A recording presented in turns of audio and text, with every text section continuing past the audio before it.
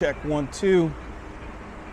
All right, everybody, this is Frankie Dranks here at Dram, your favorite podcast. So make sure you follow me on Instagram, on Facebook. Follow Dram on Facebook, and make sure that you get this podcast loaded up for you. First of all, super happy to be here. I'm gonna adjust the camera just a touch. I'm here at Galliano Cigar Bar in the heart of Coral Gables. Greatest place to be at when you're caught in between downtown Miami and the suburbs. And even if you have to make a trek out here, beautiful spot, beautiful people, making it fun. But today I'm outside because it's hot as hell, sweating my ass off. But here to bring Dram to you guys one more time, Tuesday nights, 7 p.m. Make sure you guys tune in. And I got something super special, man. I'm gonna talk about one of my favorite products. I got no guest today, it's just me. But we had a lot of questions earlier about different spirits, and today I'm talking about Slane Irish whiskey. One of my favorite new products that I see out there. And just to give you a little bit of insight, so right now I'm actually having a little Slane on the rocks. It's really hot outside, but I'm enjoying. So cheers to you for tuning in and joining. Super happy to have you on yet again, and for everybody watching, thanks for the support, and love to hear the comments or see the comments and the questions and stuff, and trying to get out there and answer as many of them as we can. So let's get the party started. So Slane Irish whiskey obviously tells you everything you need to know. We're here drinking a kind of a new product. This is something that's hit the market recently. You guys may have seen it in your world, and you're wondering what is Slane Irish whiskey. So I hope the music fans out there recognize the name Slane. So Slane is the Slane Castle, owned by the Conyngham family, where they've been hosting like the world's best concerts ever. So if you're a U2 fan, if you're a Chili Pepper fan, if you're a Metallica fan, these are the monster acts that have gone on there. But they also hold a lot of other events, other concerts there, all high quality. Everything's been amazing coming out of Slane. So the family wanted to make their own version of an Irish whiskey. They've been distilling in the valley for many years. But as you know, there was a rise of Irish whiskey in the world. You know, we can talk about the brands that basically call heritage to beginning the beginnings of Irish whiskey. But when it became the world's most loved whiskey right prior to Prohibition. Prohibition comes in, it hits the Irish whiskey market really heavy, as America was a major buyer of Irish whiskey. It hits them, distilleries close, and it goes into a spiral of closings and leaving only a handful of distilleries, sort of echoing what happened in the US with Prohibition with American whiskey distilleries as well. So they go through that whole process, and now, you know, kind of flash forward to today, you know, Irish whiskey to America is their biggest export. So you know, so cheers to the Irish whiskey distillers out there, and to people like Slane that are bringing something brand new. And so what makes Slane special? So I'm gonna go ahead and I'm gonna pour a little neat pour for us. You can hear the fresh bottle crack here. And what makes you know, Irish whiskey special is a combination of single grain, of malted barley, a combination of pot still and column still. And that lovely combination is what delivers the beautiful flavors that you get in Irish whiskey. They tend to be more floral. They tend to be more fruity than most. And this one, many people out there review this, and the word is butter. So super buttery right off the get. Lots of aromas on there. Just really wonderful. And listen, this wouldn't be Leaf and Dram if I wasn't having a little something with it. So I popped into Galliano, and they had this beauty in there. This is the Oliva Connecticut Reserva. Again, Connecticut brought Connecticut shade over Nicaraguan, handmade in Nicaragua. Oliva, great company.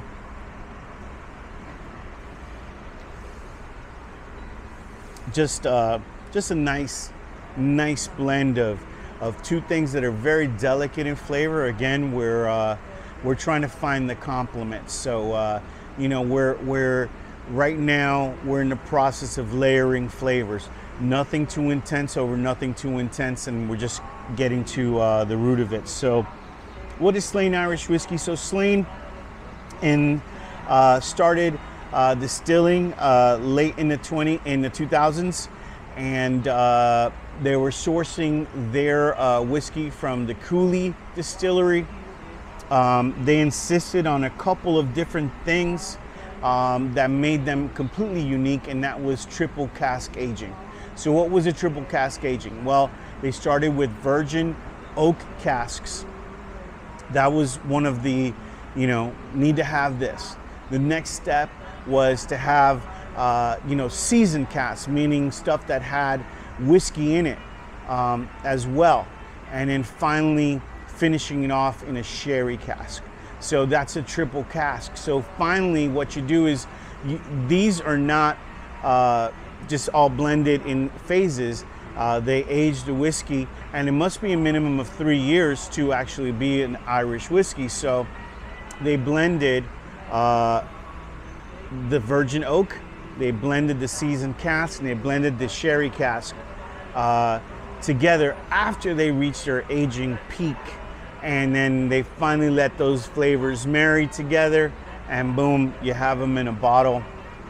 And it is a really great, I think, a collaboration between the Conyngham family, which are the owners of Slane Castle and the Slane Grounds, and Brown-Forman, because you couldn't find a better partner if you really want that cooperage. And for everybody out there, that's the barrel making aspect of making spirits. You need to have access to barrels. That's what makes whiskey. So yes, I'm a two-fisted drinker. So if you got a problem with that, well, tune into the next podcast and you'll see more of it. But what you get is you get a great marriage between a family that wants to make Irish whiskey, and they want to make it according to their standards. And we have Brown-Forman, a company that just lives on quality and longevity. Plus they have their own cooperage.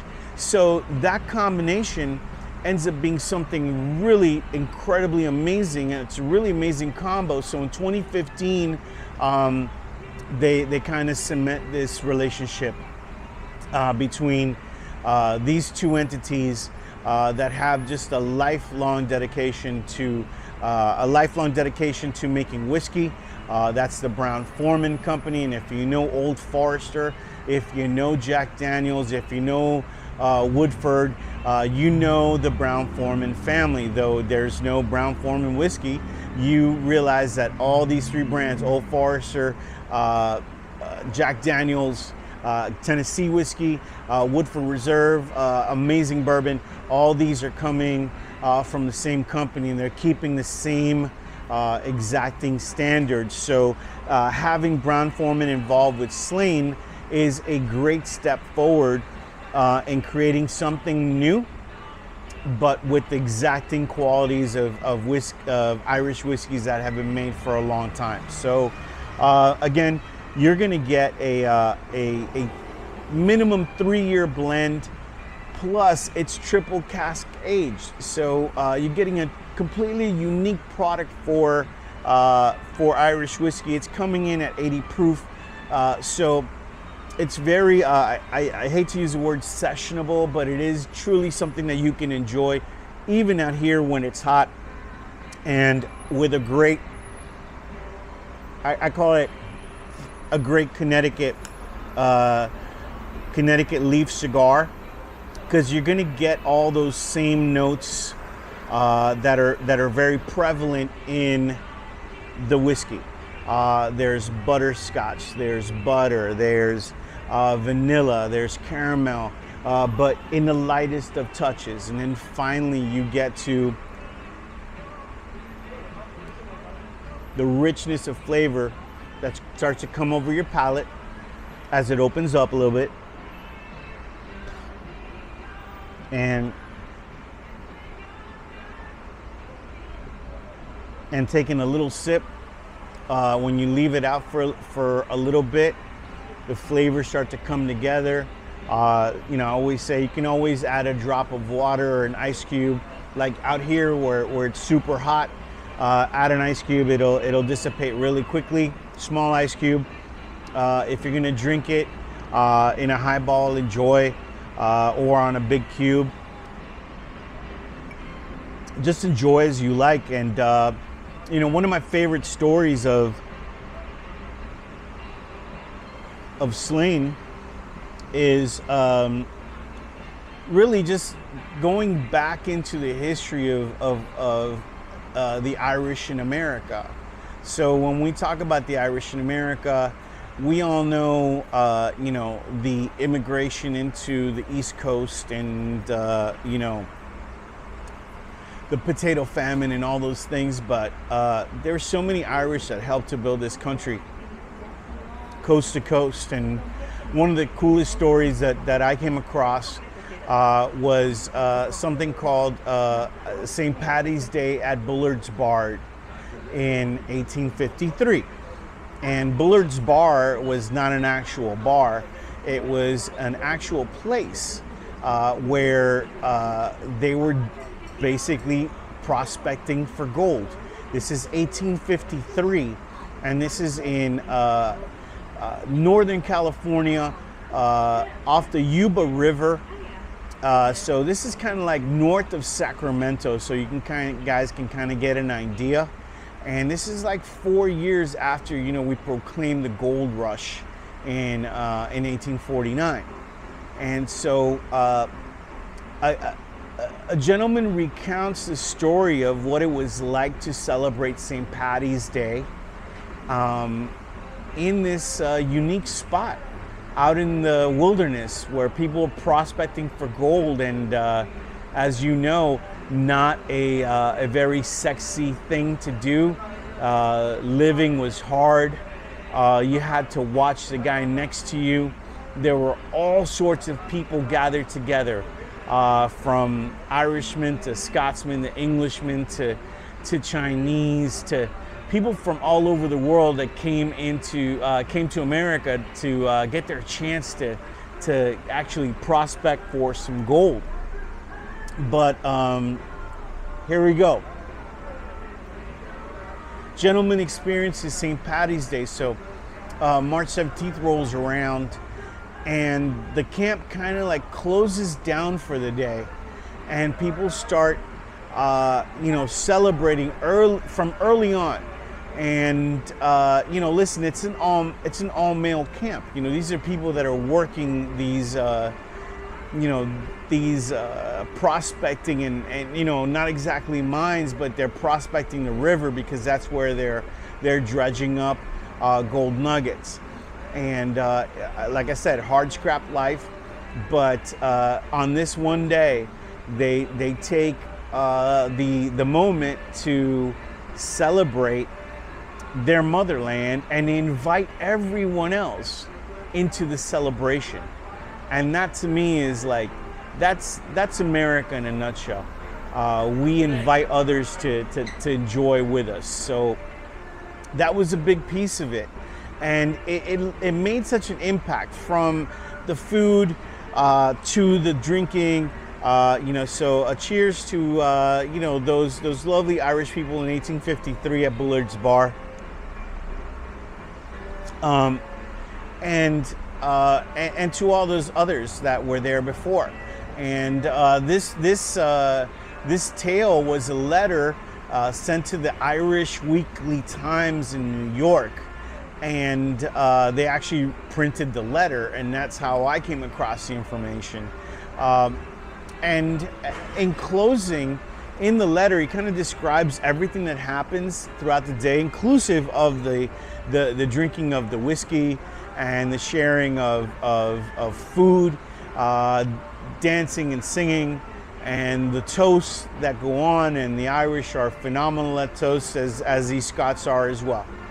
And finally, he says, "This is one of the finest days of my life, and if I ever get a chance to relive this, I should be so lucky."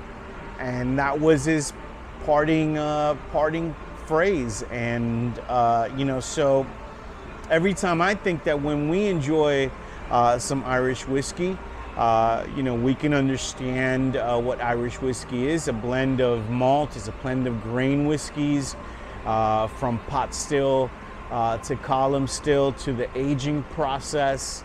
But we know that there's a lot of heritage that went global on this. And Slane is, I think, to me, one of the new entrants into the market that are going to make a difference. They're going to be, I think, phenomenal. Price point under $30, so you're going to get something that's really, really fantastic. It gets all the flavors, and I think if you're a Connecticut guy, and I tend to be, I actually love my Connecticut's.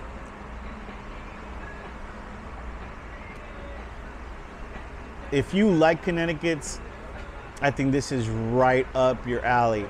It's not too obtrusive.